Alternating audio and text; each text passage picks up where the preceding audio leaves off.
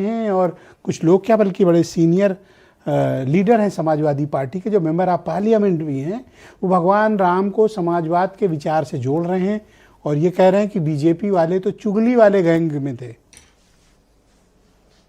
देखिए, हम राम की बात कर रहे हैं तो पहले आपके कुछ शब्द बड़े सुंदर थे और उसी को मैं शास्त्रानुसार बोलना चाहता हूं कि भगवान राम के बारे में जब वाल्मीकि महाराज ने महर्षि नारद जी से पूछा तो भगवान राम के बारे में क्या पूछा? ये नहीं पूछा कि भगवान राम कैसे, पूछा कि क्या ऐसा कोई पुरुष है धरती पे? तो क्या कहा उन्होंने?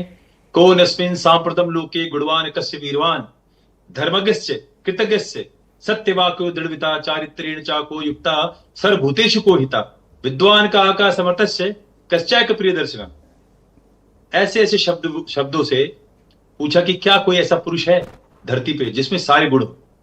यहां तक कि राजा दशरथ ने अपना सिंहासन छोड़ने से पहले जनमानस से पूछा कि आखिर जब मैं इस पूरे शासन को, पृथ्वी को समाज धर्मानुसार चला रहा हूं, तो आपको राम राजा के रूप में क्यों चाहिए?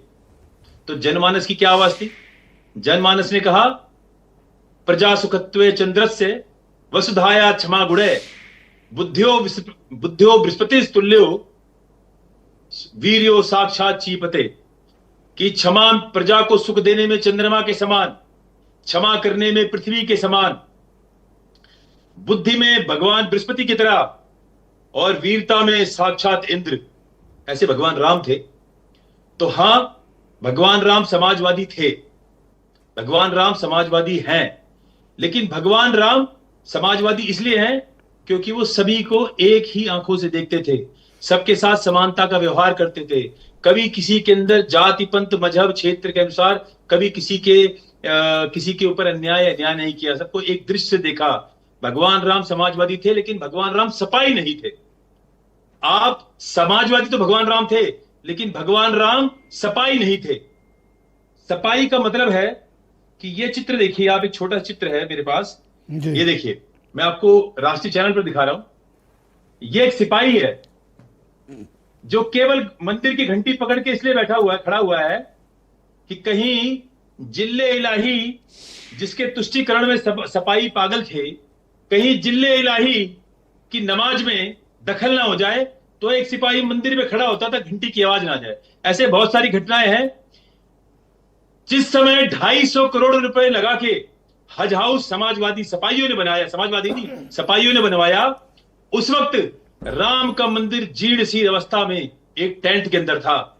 ये अपने आप को समाजवादी राम से जोड़ते हैं। अरे राम